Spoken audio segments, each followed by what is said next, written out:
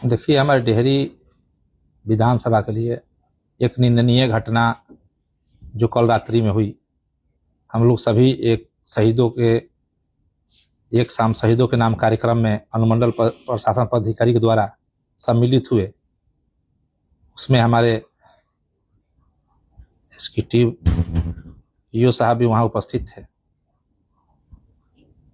उन्होंने वहाँ अपनी तबीयत खराब कह के वहाँ से वह पहले निकल गए। हम लोग 9-10 बजे तक वहाँ वो कार्यक्रम का संचालन कराया। उसके बाद जो हम लोग आते हैं, सूचना प्राप्त होती है हमको एसडीएम साहब के द्वारा, तो हम लोग पुनः अस्पताल जाते हैं।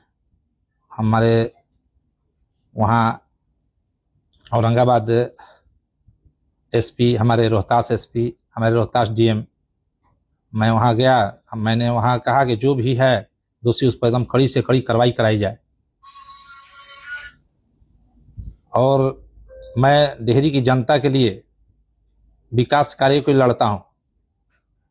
हम विकास की आवाज़ निरंतर उठाते रहते थे। इस संदर्भ में उनसे भी हमारी वार्ता होती थी कि यहाँ सफाई नहीं हो रहा है। उन्होंने सफाई भी कराने का काम करते थे। नली जाम होता था, उन्होंने कराने करते थे। अब वह किस परिस्थिति में उनकी पत्नी यह बात बोली है, मैं अपनी तरफ से आप मीडिया के माध्यम से हमारी पार्टी और एनडीए सरकार निरंतर कटिबद्ध है कि जो भी दोषी होंगे उस पर कड़ी से कड़ी कार्रवाई होगी। और एक पत्नी का पति गया है, उस पर कोई राजनीति न करे। एक हत्या हुई है, उस पर लोग औछी राजनीति कर रहे हैं। राजनीति न करें, उस पर सब कोई मिलकर सोनू सिंह उनके परिवार के साथ खड़ा है, रहेगा। इसमें निष्पक्ष जांच कराने के लिए मैं कटिबद्ध हूं और मैं डेहरी के विकास की लड़ाई लड़ता हूं, न कि ऐसी औछी राजनीति पर हम विश्वास करते हैं। क्या 29 तारीख को आपसे उनकी बात हुई थी? ना, 29 तारीख को हम मिले नहीं हैं। 29 तारीख को हम लोग का 1-2 कार्यक्रम था यहाँ आपका वेद व्यास में। इसके बाद हम देवघर निकल गए। उनसे हम 29 को मिले नहीं हैं। और हम लोग काम के लिए बात होती थी। कल भी बात हुई है काम के लिए। एक डिलिया गांव का नाला का हम लोग दिशा में हम लोग बैठक किए थे। हम बोले यो साहब उसका क्या हुआ? वो बोले कि सर टेंडर बनवा दिए। हम बोले देखिएगा, वहाँ के लोग समस्या लाते, समस्या से बात होती थी। लेकिन इस तरह का घृणित काम जो अभी तो सामने आया कि वीडियो ड्राइवर ने किया। हम लोग भी ड्राइवर के साथ साथ चलते हैं और हम लोग भी किसी के पति हैं। तो सब लोग को राजनीति नहीं करनी चाहिए। हम लोग उनके परिवार को जाना चाहिए, उनको मजबूती के साथ हम लोग को लगना चाहिए और एकदम निष्पक्ष जांच की हम भी मांग करते हैं।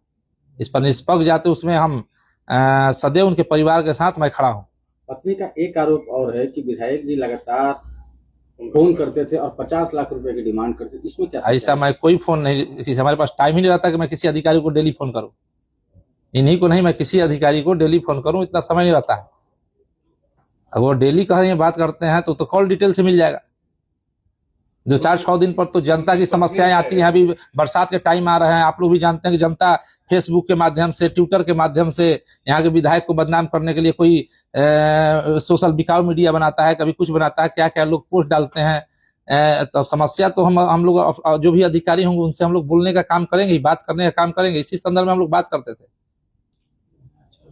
और उस पर जांच का विषय है। और उनकी जो भी पत्नी है, उनके जो भी परिवार हैं, हमारी पूरी संवेदना है। उनकी संवेदना के साथ मैं निरंतर उनके साथ मैं खड़ा हूं और उनकी जांच में मैं मदद करूंगा। क्या परिवार से मिलने जाएंगे आप उनसे? जरूर जाएंगे, क्यों नहीं जाएंगे। वह अधिकारी हमारे एक अंग थे, लेकिन यहाँ अच्छी राजनीति करके उसको दूसरे ट्रैक पर ले जाया जा रहा है। कोई आरोप लगवा रहा है, वही आरोप लगवा रहा है, समझिए। न तो नगर परिषद में हम 3-4 दिन से ज्यादा गए नहीं। आज तक उनसे हमारी कोई ऐसे भगझक भी नहीं हुई है। ना कोई हंस के बोलते थे, जब भी कोई काम बोले तो हंस के बोलते थे। हम भी ईओ साहब कहते थे, ईओ साहब जनता हम लोग को विधायक बनाई है, काम नहीं करिएगा तो आप ही अधिकारी हैं, कौन करेगा। इस तरह से हम लोग को वार्ता होती थी।